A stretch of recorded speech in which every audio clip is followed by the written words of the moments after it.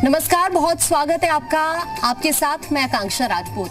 हिंदुस्तान अपने तीज त्योहार के लिए जाना जाता है। हमारी सभ्यता, हमारी संस्कृति का अनमोल उदाहरण है ये पर्व। दीपावली का वक्त है। कार्तिक मास का ये पंच पर्व हमें पूरे साल के लिए तरोताजा कर जाता है। दिवाली का दिया जीवन का अंधकार मिटाकर रिश्तों को नई गांठ से बांधता है।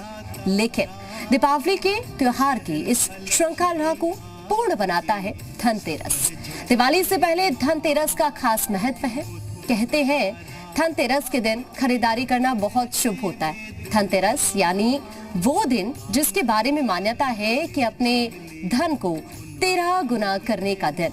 भगवान धन्वंतरी का इस दिन जन्म हुआ था और तब से इस दिन का महत्व हिंदू ग्रंथ में अनेकों बार वर्णित है। तो आइए समझते हैं इस दिन के महत्व को, पूजा और खरीदारी के बारे में कैसे इस धनतेरस को अपने लिए खास बनाएं, ये भी समझते हैं। तो हमारे साथ इस वक्त स्टूडियो में मौजूद हैं पंडित तारुण कृष्ण शास्त्री, जो हमें समझाएंगे इस पर्व के महत्व को। उनसे हम जानने की कोशिश करेंगे कि आज के दिन जब लोग चांदी के बर्तन खरीदते हैं तो इसका क्या महत्व होता है, ये कितना शुभ होता है, ये समझने की हम कोशिश करेंगे। सबसे पहले पंडित तारुण कृष्ण शास्त्री जी, आपसे मेरा सवाल है, धनतेरस है तो इस पर्व का महत्व क्या है? क्योंकि बड़ी धूमधाम से कई दिन पहले से तैयारी शुरू कर देते हैं लोग इस पर्व को देखते हुए, दीपावली के। और धनतेरस की मैं बात करूं तो इसका महत्व क्या है, क्या खरीदारी करनी चाहिए आज के दिन, पूजा का विधि विधान क्या? आप सभी को धनतेरस की बहुत शुभकामना। और जैसे कि धनत्रयोदशी नाम से ही हम सब लोग वाकिफ हैं, यद्यपि भगवान विष्णु के 24 अवतारों में से एक अवतार धन्वंतरी अवतार हुआ, जो लक्ष्मी जी के साथ अमृत का कलश लेकर के और जिनके हाथ में स्वर्णमयी कलश था, तो स्वर्णमयी कलश को लेकर के धन्वंतरी जी का उत्पन्न होना और संपूर्ण मानव सभ्यता को सुरक्षित करने के लिए, रोगों से मुक्त करने के लिए धन्वंतरी जी का पूजन किया जाता है, वंदन किया जाता है। लेकिन उस दिन हम सबको ये मान्यता दी गई है कि धन्वंतरी जी के हाथ में स्वर्णमयी कलश था, इसलिए हमें कुछ न कुछ धातु खरीदनी चाहिए। धातु क्या खरीदनी चाहिए? अब महत्व तो ये है सोना खरीदना चाहिए, सामर्थ्यवान व्यक्ति को तो सुवर्णमयी खरीदना चाहिए, चांदी के बने हुए बर्तन खरीदना चाहिए और गणेश लक्ष्मी उसी दिन खरीद करके अपने घर लाना चाहिए। और साथ में गुड़ और धनिया बिल्कुल ना भूलें, वो जरूर लाना चाहिए अपने घर में। ये खरीदारी हमें धन्वंतरी यानी त्रयोदशी के दिन ही करनी चाहिए। और इस दिन का जो महत्व है, समुद्र से जो मंथन हुआ तो 14 रत्न उत्पन्न हुए। उन रत्नों में से धन्वंतरी जी और लक्ष्मी जी भी साथ उत्पन्न हुई थी जी। तो ये आपने बताया कि कितना महत्वपूर्ण होता है धनतेरस का पर्व, लेकिन मैं आपसे पूजा की विधि भी जानना चाहूंगी, क्योंकि बहुत सारे ऐसे लोग होते हैं जिनके मन में बहुत सारा कंफ्यूजन रहता है पूजा की विधि को लेकर। किस तरह से हमें पूजा करनी चाहिए धनतेरस पर? ये दीपावली का जो हम पर्व मनाते हैं, धनत्रयोदशी से लेकर के और भाई दूज तक, यानी ये 5 दिन होते हैं। इसे हम लोग शास्त्र सम्मत अगर कहें तो यम पंचक भी कहा जाता है। तो पहले जो धनत्रयोदशी का दिन है, आरोग्य रहने के लिए जो दिन प्रारंभ होता है नहाने से। जब हम नहाने जाएं तो अपने नहाने वाले जल में तिल का तेल डाल के नहाएं। ये तो बहुत ही महत्वपूर्ण है।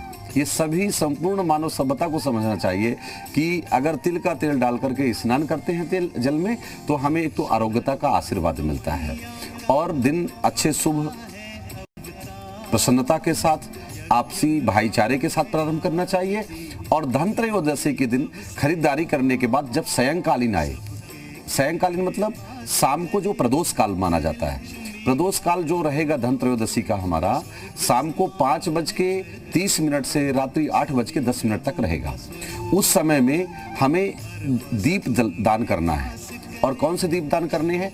मिट्टी के दिए में लाल कलर के रंग के दिए, जो बत्तियां बनती हैं वो लाल रंग की होनी चाहिए और उनको तेल से जलाना है, तिल के तेल से या सरसों के तेल से, जो यम दीप के नाम से जाने जाते हैं। और उनको दान करने से दक्षिणाभिमुख की ओर करके जलाएं।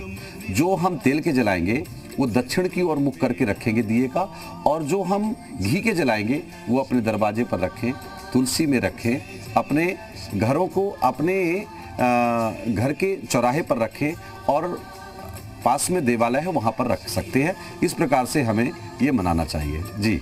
बिल्कुल, तो दीपदान का महत्व क्या होता है ये आपने समझाने की कोशिश की, लेकिन मैं आपसे जानना चाहूंगी क्योंकि ये कहा जाता है कि धनतेरस के दिन 5 दिए जलाने चाहिए, इसके पीछे क्या महत्व है? देखिए, 5 दिए इसलिए जलाने चाहिए क्योंकि ये 5 दिवसीय जो उत्सव प्रारंभ होता है वो धन त्रयोदशी से होता है, तो इसलिए हमें 5 दिए जलाने चाहिए और 5 दिए जला करके हमें उनको रखना चाहिए और उससे यम प्रसन्न होते हैं और अरोगता का हमें वरदान मिलता है, यम के दर्शन भी नहीं होते, ऐसा पद्म पुराण में इसका विस्तृत वर्णन मिला है। जी ये बात हो गई कि दिए जलाने के पीछे महत्व क्या होता है, लेकिन आपने अभी बताया चांदी के बर्तन खरीदने चाहिए, काफी शुभ होता है, लेकिन दूसरी तरफ मैं आपसे ये भी जानना चाहूंगी कि इस दिन क्या कुछ वो चीजें हैं जिनकी खरीदारी नहीं करनी चाहिए? हाँ, बहुत सारी ऐसी चीजें हैं जो हमें अपने घर में नहीं लानी चाहिए। जैसे क्या नहीं लाना चाहिए? रिक्त उधारी नहीं लेना चाहिए उस दिन, तो किसी से पहली बात ये विशेष ध्यान रखें क्योंकि धन त्रयोदशी के दिन जो हमारे घर में विशेष पर्व माना जाता है उसमें उधारी नहीं लेना चाहिए उस दिन, बल्कि हो सके तो हमें कुछ उधारी चुकाने का प्रयास करना चाहिए। और इस बार विशेष बात तो ये है कि मंगलवार को है, तो मंगलवार को अगर हम इस बार विशेष उपाय करते हैं यानी धन त्रयोदशी के दिन हनुमान जी की पूजा करते हैं तो निश्चित रूप से इस बार हमारा ऋण से मुक्ति मिलने वाली है और ऋण से मोक्ष मिलने वाला है। इन सब लोगों को उपाय करना चाहिए, इसलिए धन त्रयोदशी करना चाहिए और विशेष उपाय ज्यादा तो न करते हुए पर सावधानी बरतने की जरूरत है। हमें किसी भी प्रकार का जैसे खाट नहीं बनवाना चाहिए, हमें अपने घर में खाट खरीद के नहीं लाना चाहिए, हमें अपने घर में और अन्य भी और वस्तुएं जो ऐसी नहीं लानी चाहिए जिनकी आवश्यकता नहीं है। हाँ, लेकिन एक विशेष जो लाना चाहिए वो झाड़ू साथ में खरीद के जरूर लाना चाहिए। ऐसा माना जाता है कि झाड़ू खरीदना, इसके पीछे क्या इसका एक लॉजिक है। ऐसा हम मानते हैं कि स्वच्छता का जो प्रतीक है और घर को स्वच्छ रखा जाए तो जो घर का कूड़ा है वो बाहर जाए और घर के अंदर लक्ष्मी जी का निवास हो, लक्ष्मी जी आए, इसलिए हमें झाड़ू उस दिन खरीद के लाना चाहिए। उसका भी पीछे महत्व ये माना गया है। ठीक है, पूजा के शुभ मुहूर्त को लेकर मैं आपसे जानना चाहूंगी, क्या कुछ इस बार पूजा का शुभ मुहूर्त रहने वाला है धनतेरस पर? धनतेरस पर वैसे तो कोई बहुत ज्यादा पूजा का विधान नहीं है, लेकिन अगर हम पूजन का विधान समझते हैं तो केवल सायंकालीन में अपने घर को स्वच्छ करें और स्वच्छ करने के बाद अपने घर में दिए जलाएं और दिए जला करके उनको यम के लिए दिया जलाएं, ठाकुर जी के लिए दिया जलाएं। लेकिन प्रदोष काल में जो जैसे कि मैंने पहले भी समय बताया है, शाम को 5:30 से 8:10 तक हमें ये कार्य करना है, इसे प्रदोष काल कहते हैं। ठीक है, तो ये बात हो गई शुभ मुहूर्त को लेकर, लेकिन अगर मैं बात करूं आज के दिन क्या ऐसे उपाय हैं जो करने चाहिए तमाम लोगों को? जी, सभी लोगों को एक उपाय जरूर करना चाहिए। अपने घर में अपने बड़ों को प्रसन्न करने के लिए, अपने बड़ों का आशीर्वाद पाने के लिए आप सबको प्रसन्नता के साथ अपने छोटे बच्चों को ये गुण दें कि सुबह उठ करके धन त्रयोदशी के दिन सभी बड़ों को प्रणाम करें। प्रणाम करने से 4 चीजें बढ़ जाती हैं, आयु, विद्या, यश और बल।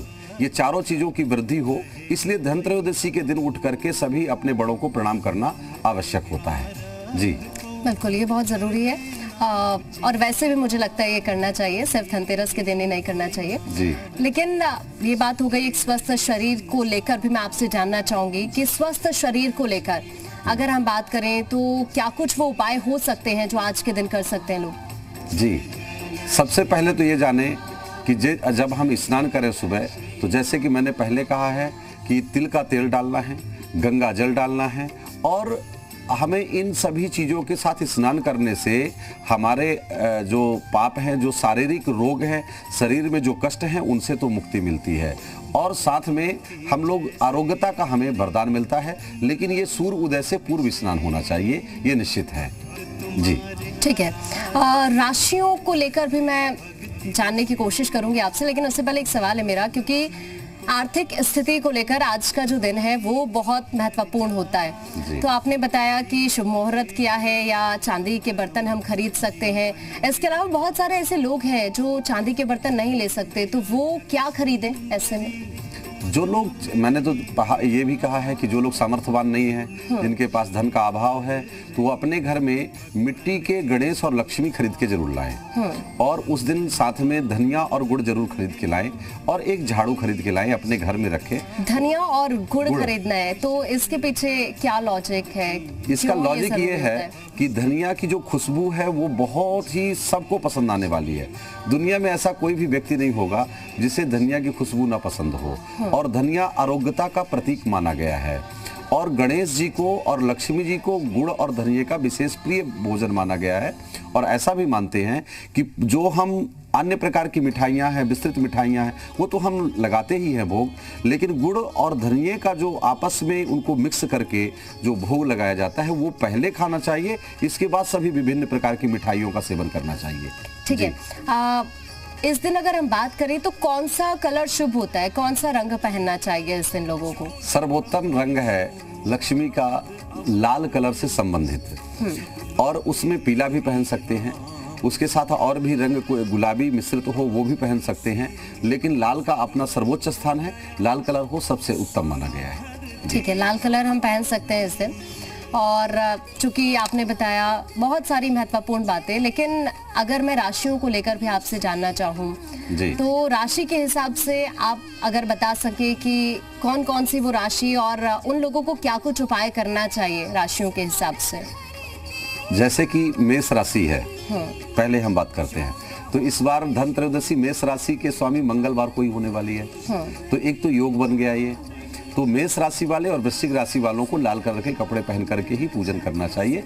और उस दिन धन त्रयोदशी के दिन अगर लाल कलर के कपड़े पहनते मेष और वृश्चिक राशि वाले तो उनके लिए शुभ रहने वाला है। और विशेष करके उनको हो सके तो हनुमान जी को लड्डू का भोग जरूर लाए जाएं और मंदिर में जाकर के हनुमान जी को अर्पण करें, उससे और भी शुभ कार्य होंगे उनके। अब बात आती है वृष राशि वालों के, तो वृष राशि के जो मालिक हैं वो शुक्र हैं, तो अगर शुक्र को प्रसन्न करते हैं तो उसके लिए सफेद मिश्रित और लाल छींटेदार कपड़े हों, जिससे कि हमें और भी अच्छा लाभ मिलने वाला है। इस बार बुध जो है मिथुन है, तो बुध, चंद्रमा, सूर्य और मंगल ये एक साथ चतुर्ग्रह योग बन रहा है।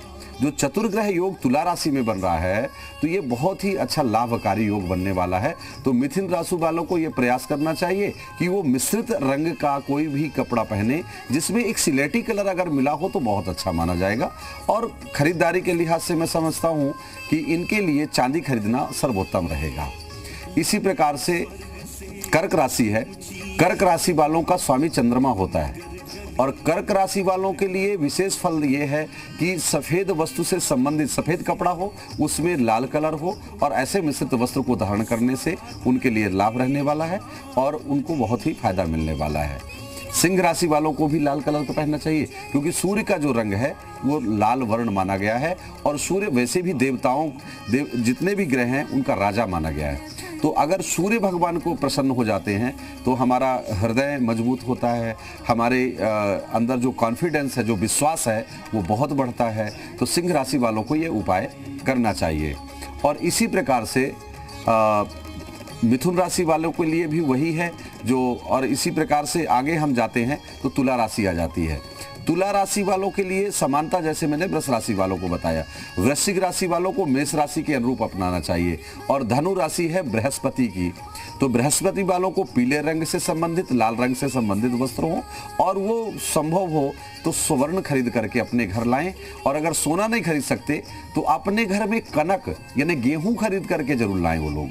और ऐसा अगर गेहूं खरीद करके लाते हैं तो उनके घर में लक्ष्मी जी का वास होता है और उनको शुभ उसका शकुन होगा। इसी प्रकार से मकर राशि और कुंभ राशि जिनके स्वामी शनि हैं, और शनि इस बार दीपावली और उसमें जो प्रभातकालीन उदयकालीन है वो सुख भाव में रहने वाले हैं। तो ये न्याय के देवता हैं।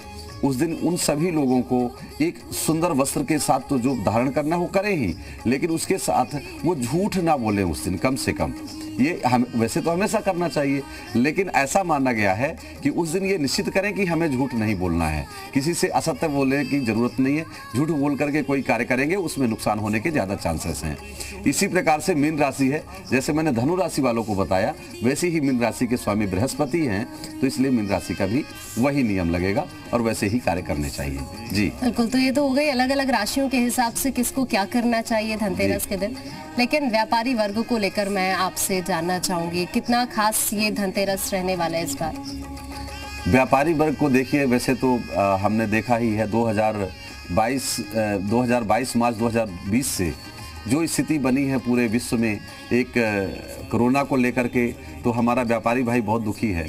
अब ये पहली बार एक हम ऐसा थोड़ा सा 2 वर्षों के बाद देख रहे हैं कि लोग घर से बाहर निकल सके हैं। आज बाज़ारों में भीड़ है, सावधानी रखनी चाहिए सबको और सावधानी के साथ हमें दीपावली मनानी है। हम सब लोग इस बात को ना भूलें कि हम लोग कोरोना से निकल करके आए हैं अभी बाहर। मैं धन्यवाद देता हूं कि जिस प्रकार से टीकाकरण इस देश में हुआ, आज हम लोग सुरक्षित महसूस करते हैं अपने आप को और खुश महसूस कर रहे हैं। इसके लिए हम सब लोगों को सावधानी जरूर रखनी है। तो ये विशेष पर्व है और सभी व्यापारी भाइयों को मेरा एक ही निर्देश है कि आप सब लोग खुशी से मनाएं। आने वाला समय आप सब व्यापार का है और बहुत अच्छा शुभ संकेत है इस बार दीपावली का पर्व। ठीक है, तो व्यापारियों की ये बात हो गई, लेकिन छात्रों के लिए भी मैं आपसे जानना चाहूंगी, क्या उपाय छात्र कर सकते हैं इस दिन अपने आने वाले भविष्य को देखते हुए? हर पढ़ने वाला विद्यार्थी जो भी पढ़ाई कर रहा है वो 4 लड्डू खरीदे और दूर्वा घास ले और गणेश जी को ले जाकर के उस दिन अर्पण करे। गणेश जी के सामने अगर वो दूर्वा घास और 4 लड्डू अर्पण करता है और गणेश जी के 12 नामों का उच्चारण करता है तो निश्चित रूप से उसको विद्या, बुद्धि और पौरुष में उसके सामर्थ्यवान बनाते हैं और उनको उससे लाभ मिलेगा। बिल्कुल, ये सभी छात्रों के लिए भी बहुत अच्छी बात है और जो आपने बताया उपाय जो कर सकते हैं छात्र। स्वस्थ शरीर को लेकर भी हमने बात की, धनतेरस का दिन है और ऐसे में कितना महत्वपूर्ण ये होता है ये आपने समझाने की कोशिश दर्शकों को की है। लेकिन एक और चीज़ आपसे मैं समझना चाहूँगी, क्योंकि कई ऐसे परिवार हैं जिनके घर की भी अगर मैं बात करूँ तो आर्थिक स्थिति ठीक नहीं है, लेकिन उसके बावजूद भी हर कोई कोशिश यही करता है कि इस दिन को कैसे खास बनाना है। और अगर मैं भोग को लेकर आपसे जानना चाहूँ तो क्या वो चीज़ें हैं जो भगवान को प्रिय है? भगवान को तो पत्रम पुष्पम फलम तोयम यो में भक्त प्रच्छति, जैसे कि आपने कहा भगवान तो हमारे पत्ते से, पुष्प से, जल से प्रसन्न हो जाने वाले हैं और हमेशा भक्तों पर कृपा करते हैं। लेकिन फिर भी हम घर को सुंदर सजाएं, घरों में खुशहाली का वातावरण बनाएं और घर के अंदर जहाँ सुमति आपस में प्रेम जरूर करें। जहाँ सुमति तहाँ संपत्ति नाना, जहाँ कुमति तहाँ विपत्ति निधाना। ऐसा कहा गया है कि आपस में प्रेम रखना, बड़ों को सम्मान मिलना, छोटों को प्यार मिलना, ये सब चीज़ें पूर्ण होती हैं। तो जो लोग ऐसा करते हैं उनको बहुत लाभ मिलने वाला है। बिल्कुल, जो लोग ऐसा करते हैं उनको लाभ ज़रूर मिलेगा। और इस बार तो क्योंकि आपने भी अभी कहा कि पिछली बार हमने हालांकि त्यौहार अच्छे तरीके से नहीं मनाए, लेकिन हर कोई कोशिश तो यही करता है कि कैसे खास बनाना है हर एक फेस्टिवल को। धनतेरस की बात कर रहे हैं, शुरुआत होती है दीपावली की आज से।